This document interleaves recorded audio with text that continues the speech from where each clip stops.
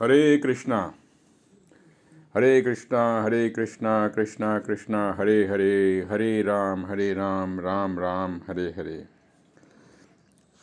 तो हम लोग अभी पूरी परिक्रमा कर रहे हैं व्रज धाम की, और आज 12वां दिन है।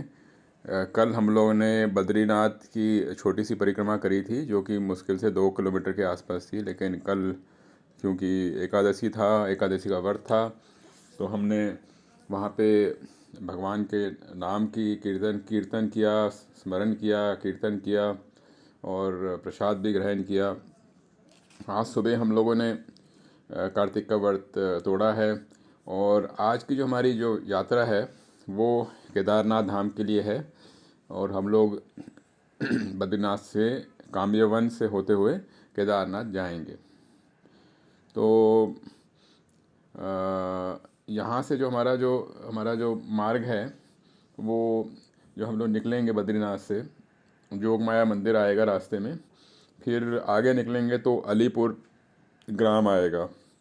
फिर आगे चलते चलते पसुपा ग्राम आएगा, और उसके साथ भी उल्टे हाथ को कुंड है। फिर उसके आगे जाएंगे तो बरौली दाऊ ग्राम है। आगे निकलेंगे तो फिर हम लोगों को चढ़ना पड़ेगा पहाड़ी। फिर वहाँ पे हम केदारनाथ धाम पहुँचेंगे। केदारनाथ धाम में आपका गौरी कुंड है, और वहाँ पे स्नान करने के बाद हम लोग दर्शन करने के बाद बिलौंदी गांव से होते हुए चरण पादिका पहुँचेंगे। और चरण पादिका से हम लोग निकले आगे तो वहाँ पे गया कुंड आता है, गया कुंड। और वहाँ से फिर कामन पड़ता है। कामन के बाद बिमला कुंड आता है। तो बिमला कुंड के पास हम लोगों का रात्रि का विश्राम होगा। वहाँ पे हमारा जो है कैंप है। तो बद्रिक आश्रम जो है हिमालय में, वहाँ पे शंकर भगवान का वो है, निवास है।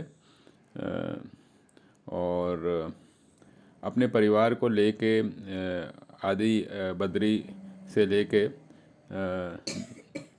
कृष्णा जी जो थे वो उत्तरी पश्चिम की तरफ आए थे, और वहाँ पे हम लोग केदारनाथ की तरफ आ गए थे।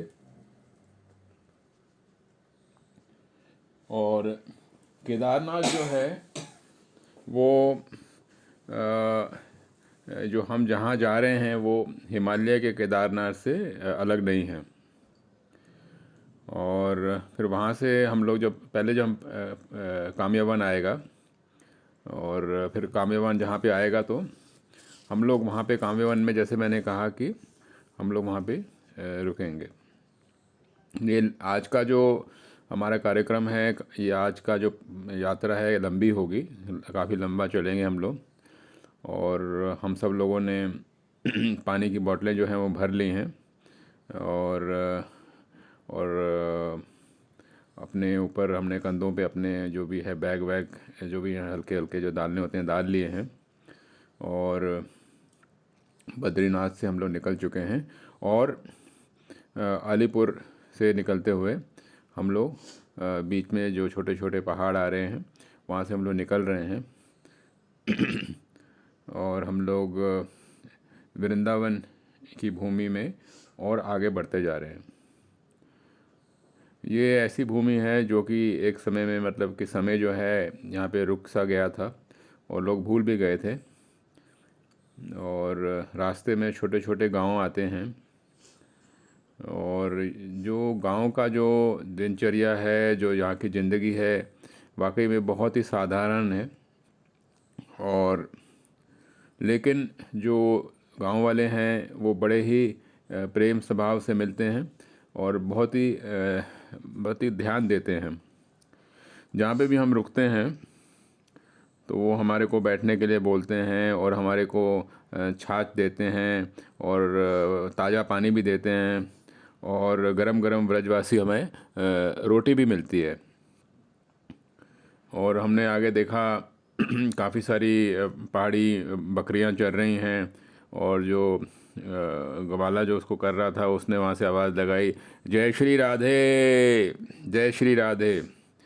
तो हमने भी उसी प्रकार से हरे हरे कृष्णा करके हमने जवाब दिया। और जो ज़्यादातर जो भक्त जो हैं वृंदावन में आते हैं वो व्रज भूमि को एक्सपीरियंस नहीं कर पाते हैं, क्योंकि वो वृंदावन शहर में ही जाके लौट जाते हैं।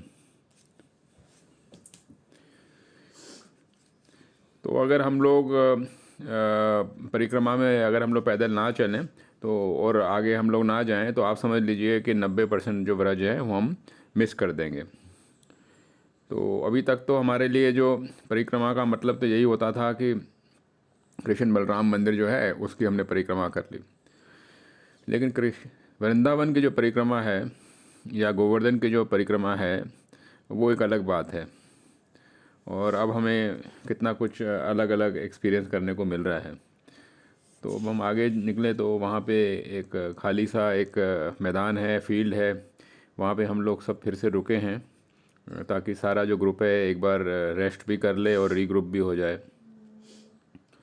और एक जगह पे दो स्त्रियां जो कि आसपास के गांव से हैं वो आती हैं, और ख़ास बात यह है कि आके वो व्रजवासी जो संगीत है, जो गांव का संगीत है, वो उसके मधुर दर्शन देती हैं।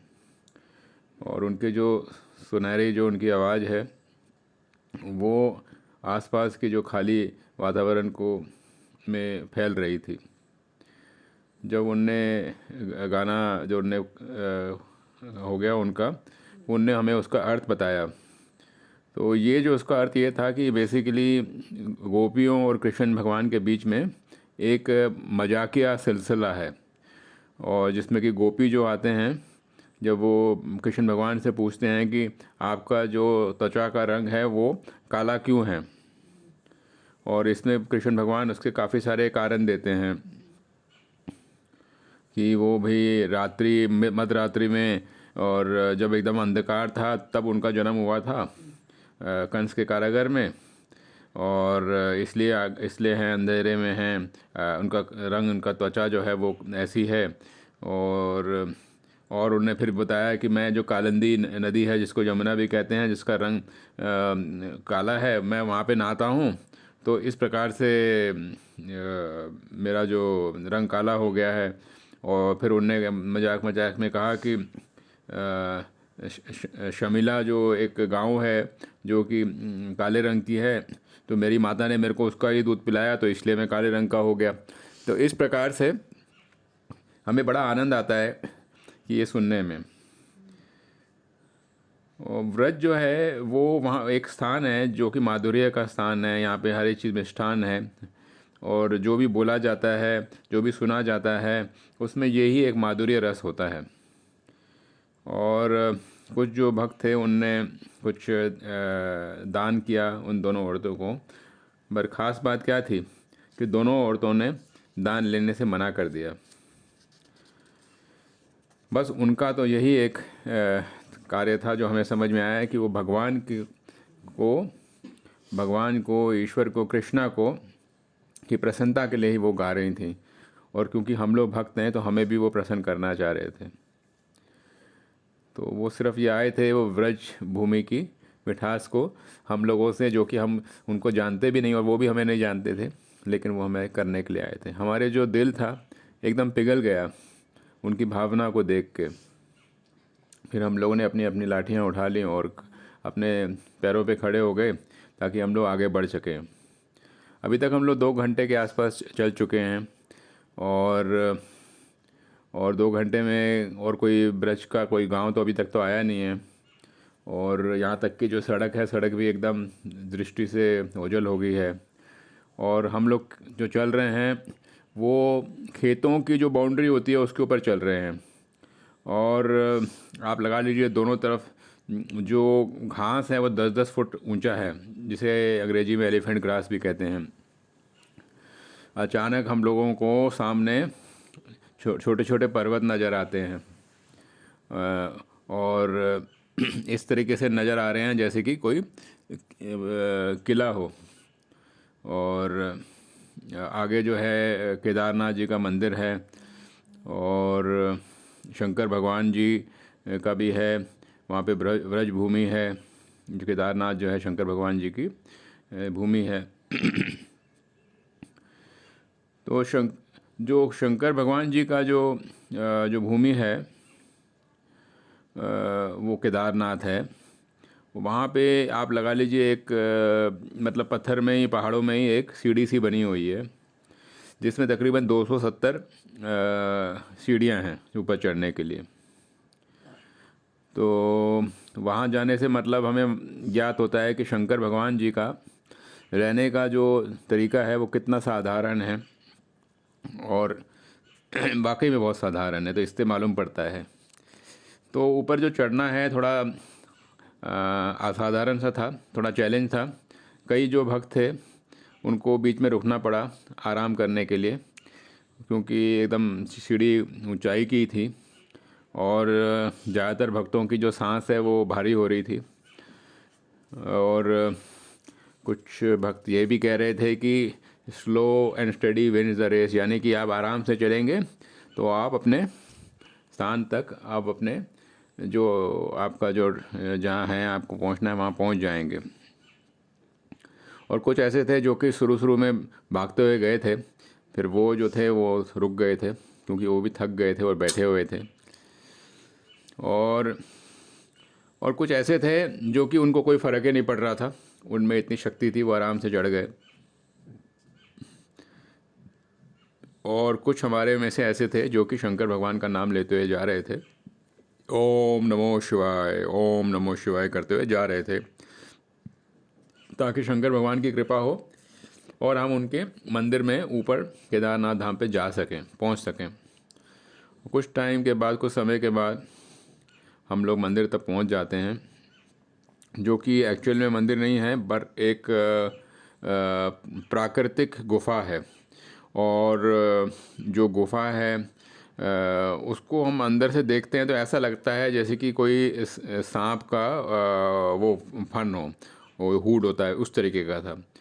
और हम लोग अंदर जाते हैं तो अंदर की जो गुफा की हाइट काफ़ी कम है, तो हमें झुक के जाना पड़ता है, क्रॉल करना पड़ता है। आगे जाते हैं तो वहाँ पे शंकर भगवान का शिवलिंग है। और जो शिवलिंग जो है वो मतलब आप लगा लीजिए गोल तो नहीं है, काले रंग का है और एकदम चिकना सा है, जैसे ट्रेडिशनल लिंग होते हैं वैसे नहीं है। लेकिन जो उसका रंग है वो मतलब भूरा और लाल रंग के मिक्स का है। और भगवान का जो चेहरा है और उनके जो बाल हैं वो नज़र आ रहे हैं उस शिवलिंग पे। लेकिन वक्त के साथ वो काफ़ी धीमा पड़ गया है। और मंदिर से बाहर जो गुफा है उससे बाहर देखते हैं तो वहाँ से हमें बहुत ही सुंदर दृश्य दिखाई देता है। नीचे के जो भी जो नीचे के जो खेत हैं, जो प्लेन है, दूर दूर तक हमें दिखाई दे रहा है। और इस प्रकार से हमें शंकर भगवान की भूमि से देखने, दर्शन करने को मिल रहा है। और शंकर भगवान की जो पोजीशन है वो एक बहुत ही खास है। श्रीला प्रभुपाद जी श्रीमद् भागवतम में चौथे कैंटो 30वें चैप्टर में और 24वें वर्ष में बताते हैं कि भगवान शंकर जो हैं वो एक जीवित प्राणी की तरह नहीं हैं, और वो परमेश्वर परमात्मा भी नहीं हैं। वो उनकी जो वो है वो जो उनकी स्थिति है वो आप कह लीजिए कि विष्णु तथा ब्रह्मा के बीच की है। यानी कि ब्रह्मा जो हैं वो तो एक लिविंग एंटिटी माना जाता है, और उनकी पोजीशन जो है मतलब विष्णु और ब्रह्मा के बीच की है। तो ये वर्णन करते हैं प्रभुपाद जी। और ब्रह्म संहिता में 5वें चैप्टर 45 वर्ष में और शंकर भगवान के बारे में भी वर्णित आता है और कहा जाता है, जिस प्रकार से जो दूध होता है उससे हम लोग दही बनाते हैं एसिड्स के प्रभाव से, फिर भी जो दही होता है वो मतलब दूध के समान तो पहले तो नहीं होता है, फिर भी देखा जाए तो एक किस्म से उससे अलग भी नहीं होता है। तो वो दूध से निकलता है। तो फिर वो कहते हैं कि वो गोविंद की वो प्रार्थना करते हैं, पूजा करते हैं। और गोविंद से जो निकलते हैं वो हैं शंभू। तो वो मतलब इन्हें कहते हैं कि वो ट्रांसफॉर्मेशन है गोविंद के, और उनका कार्य जो है ना, सब कुछ को विध्वंस करना, डिस्ट्रॉय करना। तो शंकर भगवान की जो काफ़ी सारी खास लीलाएं हैं, जिस प्रकार से उनने विष का जो निकला था समुद्र मंथन में उसका पान किया था, वो बहुत ही सबसे प्रिय भक्त हैं कृष्ण भगवान के। और वो हमेशा भगवान की ध्यान करते रहते हैं। इसीलिए भागवतम में उनको वैष्णवनम यथा शंभु कहा गया है। वैष्णवनम यथा शंभु, यानी कि जो कि सबसे श्रेष्ठ वैष्णव हैं शंकर भगवान को, उसे उनको स्थान दिया जाए। शंकर भगवान जो हैं वो भगवान कृष्ण को बहुत ही प्रिय हैं, और उनको गोपी का रूप दिया गया था ताकि वो रासलीला में भाग ले सकें। और इसके बारे में हम लोग जब 24वें दिन में हम लोग परिक्रमा में होंगे, जब हम लोग मानसरोवर पहुंचेंगे, वहाँ हम इस लीला के बारे में वर्णन करेंगे।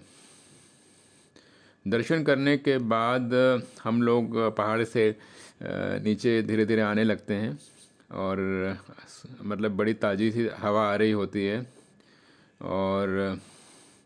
और ये जो इतना कुछ चलने की वजह से हम सब लोगों को भूख लगने लगी है, प्रसादम की लालसा होने लगी है। और इतना तो कह सकते हैं कि नीचे आना ऊपर जाने के मुकाबले में आसान है, क्योंकि वो चुंबकीय शक्ति जो है जो हमारी धरती माता की, उसे हमें आसानी हो रही है नीचे आने में, और ताकि हम लोग भगवान के प्रसाद को ग्रहण कर सकें। और एक भक्त ने कहा कि हमारे ऊपर जाना और नीचे आने को, और हमारे आध्यात्मिक जीवन के साथ उनने उसका वो किया कि गिरना बड़ा ही आसान है, पर ऊपर जाना बड़ा ही मुश्किल है, और वहाँ तक वहाँ रहना वो वाकई में बहुत मुश्किल है। तो हमारे आध्यात्मिक जीवन में भी गिरना बड़ा आसान है, ऊपर जाना कठिन है। अब हम लोग नीचे आ गए हैं, पर्वत के, केदारनाथ पर्वत के नीचे आ गए हैं, और वहाँ पे एक मंदिर है जहाँ पे राधा कृष्ण के विग्रह स्थापित हैं, और वहाँ पे पास में गौरी कुंड भी है। और वहाँ पे जो मंदिर का जो आंगन है, वहाँ पे हम सब लोगों ने बैठ के प्रसाद ग्रहण किया, और उसके बाद हम लोग जल्दी से सड़क पे आ गए, आगे बढ़ने के लिए मार्ग पे आ गए। अभी भी हमें काफ़ी रास्ता अभी हमने कवर करना है। पिछली बार की जो यात्रा हुई थी, उस समय हम लोगों ने रात को हम लोग केदारनाथ धाम में ही रहे थे। पर आजकल क्या हो रहा है कि हम लोग कामया वन की तरफ चल पड़ते हैं। आसपास का जो वातावरण है, पहाड़ी है, सड़क जो है उसमें वो मिट्टी की है, धूल है ना। और हम लोग आगे बढ़ते जा रहे हैं, भगवान का नाम लेते हुए जा रहे हैं, चैंटिंग करते हुए जा रहे हैं। और रास्ते में कुछ छोटे छोटे गांव आ रहे हैं, और ख़ास बात यह है, जहाँ से भी हम जा रहे हैं, जो ग्राम निवासी हैं वो हमें अपना प्रेम दे रहे हैं, स्नेह दे रहे हैं, और जहाँ जहाँ हो सकते हैं हमें अपनी सेवा भी कर रहे हैं हमारी। और कुछ तो यहाँ के जो ग्रामवासी हैं वो मुस्लिम हैं, फिर भी वो हमें अपने घर में बुलाते हैं, और ताज़ा ताज़ा पानी हमें देते हैं। और कुछ भक्त तो हैं जो कि पेड़ के नीचे आराम करते हैं, और कुछ जो हैं जो कि गांव वासियों ने मंजियाँ लगा रखी हैं, लकड़ की मंजियाँ हैं, उसमें आराम कर लेते हैं। तो जिस मार्ग से हम लोग जा रहे हैं, उस मार्ग में हमारे को हमारे को कंपनी देने के लिए भैंसें भी होती हैं। और अभी आगे जा रहे थे तो एक छोटा सा भूरे रंग का बछड़ा भी था। और वो खा रहा था। एक भक्त ने आधा एप्पल खा के फेंक दिया था, तो वो खा रहा था उसको। और कुछ गांव के जो बच्चे हैं वो हमें देख रहे हैं और खुश भी हो रहे हैं और बातें भी कर रहे हैं हम लोगों को देख के। कुछ आगे जाने के बाद मतलब चरण पहाड़ी आती है, इसको कहते हैं चरण पहाड़ी। और हम लोग तो चल ही रहे हैं वृंदावन के अलग अलग जंगलों में, जब से हम लोग राधा कुंड से निकले हैं। अब हम लोग काम्य वन पहुंच गए हैं। काम्य वन जो है व्रज के 12 जंगलों में से नंबर 6 में आता है और सबसे बड़ा है, छठा सबसे बड़ा है। और हम लोग वहाँ जंगल से निकल रहे हैं और वहाँ पे हम लोग दंडवत प्रणाम करते हैं। उधर पत्थर पड़े हुए हैं जिससे कि हम लोग पत्थरों के ऊपर चल चल के पहाड़ी के ऊपर जाना शुरू करते हैं। और ये लीलाएं हैं कि वहाँ पे कृष्ण भगवान खेला करते थे और अपनी बांसुरी बजाया करते थे। और उनके जो चरण कमल पैर थे, जब उनकी माधुरी जो वो बजाते थे बांसुरी, तो उससे क्या होता था, वहाँ के जो पहाड़ थे वो पिघल जाते थे। और वहाँ पे भगवान के चरण कमल भी हैं जो देख सकते हैं। हम सब लोग वहाँ पे दंडवत प्रणाम करते हैं। चैतन्य महादेव और प्रभु नित्यानंद और हमारे कई पहले के जो आचार्य हैं वो यहाँ पे आते थे और भगवान के जो चरण कमल के जो निशान हैं उसकी धूल अपने माथे पे लगाते थे। ये वाकई में भगवान की हमारे लिए असीम कृपा है कि उनने अपने चिन्हों के निशान हमारे लिए छोड़े हैं। और हम लोग वहाँ पे फिर आगे निकलते हैं और वाकई में ऊपर पहुँच जाते हैं चरण पहाड़ी के।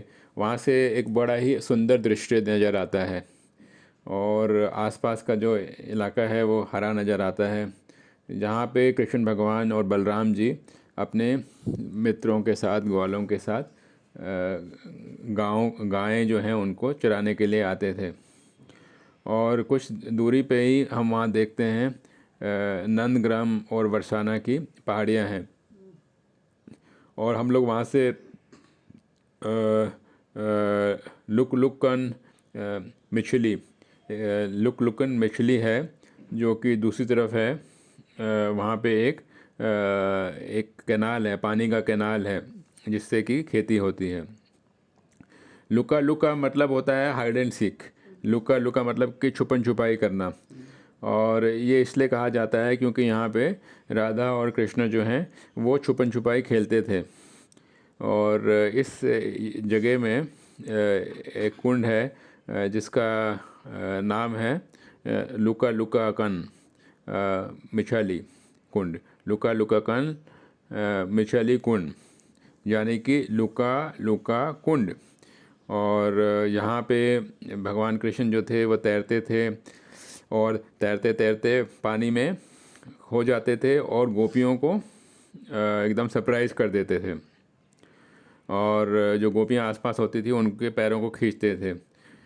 और इतनी सुंदर जगह को भक्त लोग छोड़ना नहीं चाहते हैं, पर क्योंकि हम लोग लेट हो रहे हैं तो हमें अपनी यात्रा को आगे करना पड़ेगा, आगे बढ़ना पड़ेगा। राधा रामन स्वामी जो हमारे साथ हैं वो हमें बता रहे हैं कि आसपास में जो बंदर आएंगे वो हमें मिलेंगे काम्य वन में, किस तरीके से उनसे हम अपने आप को बचा सकते हैं। उनका कहना है कि हमें उनके अपनी उनसे नज़रों से नहीं मिलानी चाहिए।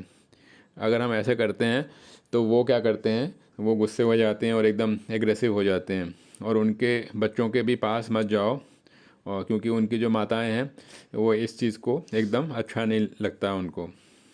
और कभी भी मदर यानी जो मादा जो है बंदर और उसके बच्चे के बीच में मत चलो के जाओ। और माता के साइड से चल के जाओ, ना कि बच्चे के साइड से जाओ।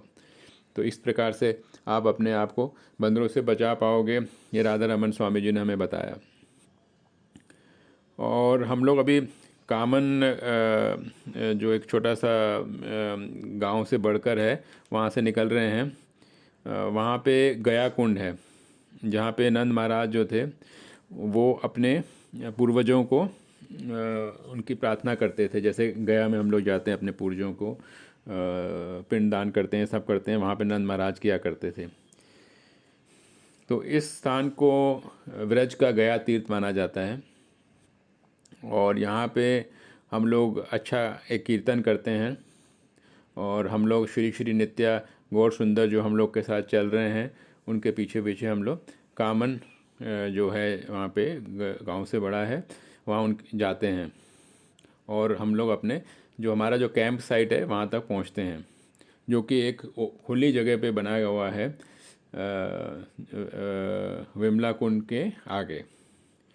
और विमला कुंड में हम लोग कल सुबह जाएंगे। और एक चीज़ जो हमें यहाँ पे एक परिक्रमा में कई भक्तों को लगती है, जब हम कैंप में आते हैं, कि जिन लोगों ने परिक्रमा करी है, कुछ बार करी है और उनको रास्ते मालूम है, और उनको ये भी मालूम है कि हमारा कैंप कहाँ होगा, तो कुछ भक्तों में एक किस्म से कंपटीशन होता है कि वो कौन पहले वहाँ पे पहुँचे, ताकि वो सबसे श्रेष्ठ जो हैं टेंट हैं वहाँ पे वो चले जाएं। तो जैसे ही वो जहाँ पहुँचते हैं तो क्या करते हैं, जो उनका टेंट होता है, वो बिस्तर होता है, वहाँ पे अपना टावल डाल देते हैं, या कुर्ता डाल देते हैं, या अपना बैग डाल देते हैं, यहाँ भाई ये मेरा हुआ, या एकदम लेट ही जाते हैं। तो ये मतलब ऐसे लगता है जैसे कि एक कुरुक्षेत्र का एक हमें वो मिल गया हो, है ना, वो मिल गया हो एक्सपीरियंस। और संध्या हो चुकी है, बड़ा शांत सा वातावरण है। जो वैष्णव भक्त हैं हम सब लोग थक चुके हैं, फिर भी एक उन सब के चेहरे में एक ये है कि हमने आज कुछ पाया है। और हम लोग अभी पूर्वी तरफ आ चुके हैं व्रज के, और तकरीबन 1/3 हमारा व्रज मंडल की जो परिक्रमा है वो हमने कंप्लीट कर ली है। और आगे के जो 2 दिन हैं वो हम लोग और आसपास के जो तीर्थ हैं और जो लीलाएं हैं, जो कुंड हैं कामयवन के, उसमें हम लोग व्यतीत करेंगे। और जैसे हमेशा होता है, रात्रि हो गई है और आसमान पे जो हैं तारे टिमटिमा रहे हैं, बहुत ही सुंदर लग रहा है। और श्री श्री नित्या गौर सुंदर की पूजा हो रही है, और ये चर्चा हो रही है कि किस तरीके से परीक्षित महाराज जो थे, उनने 10वें कैंटो में श्रीमद् भागवतम में बोला था कि जो शंकर भगवान हैं, जो कि एक मतलब एकदम भिखारी की तरह ज़िंदगी व्यतीत करते हैं, अपने कोई मकान के साथ भी नहीं रहते, है ना, जो कि अपना वो कह सके, वो अपने जो भक्त हैं उनको वो इतना कुछ दे देते हैं, इतना शक्ति दे देते हैं और इतना अमीर बना देते हैं।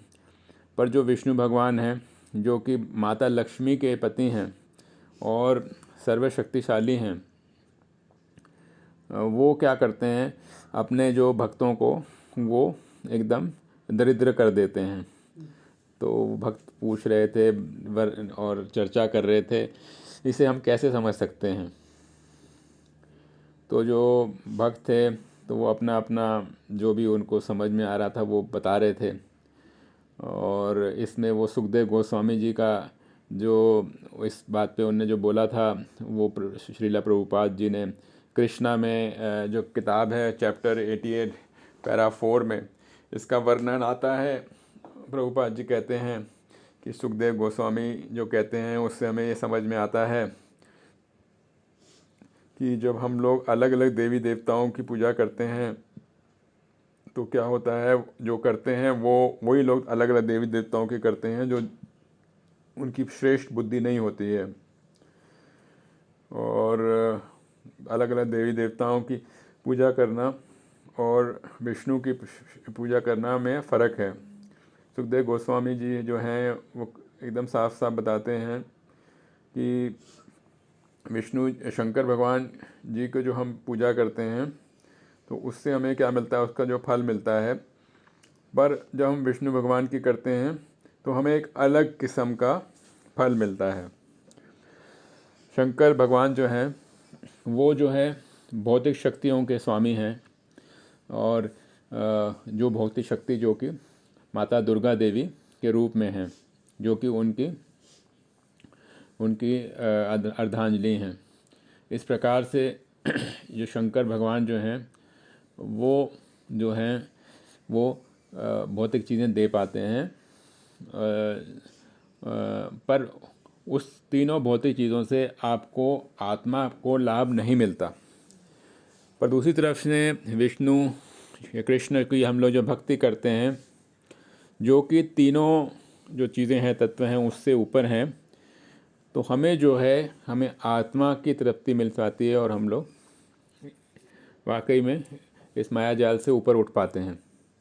तो भक्तों को मदद करने के लिए भौतिक दुष्टताओं से भगवान जो कृष्ण जो हैं वो क्या करते हैं, हमारा जो धन होता है वो कम कर देते हैं और हमें क्या करते हैं, हमें आध्यात्मिक धन देते हैं। यानी कि जो धन हमारे साथ रहेगा हमेशा के लिए, ना कि हमारे से साथ भौतिक धन की तरह लुप्त हो जाएगा।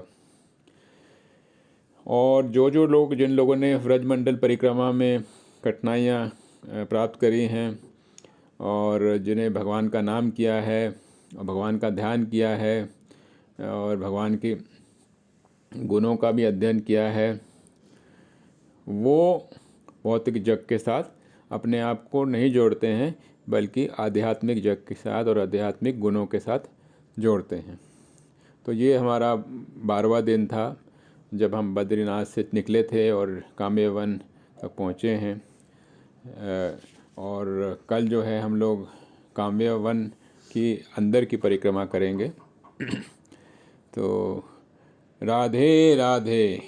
तो इस प्रकार से हमारा 12वां दिन समाप्त होता है और हम लोग दंडवत प्रणाम करके इस्कॉन के जो फाउंडर हैं AC भक्ति वेदांत स्वामी प्रभुपाद जी का धन्यवाद करते हैं। और हम लोग धन्यवाद करते हैं लोकनाथ स्वामी महाराज का, जिनने व्रजमंडल दर्शन की पुस्तक लिखी है। जय जय श्री राधे। हरे कृष्णा।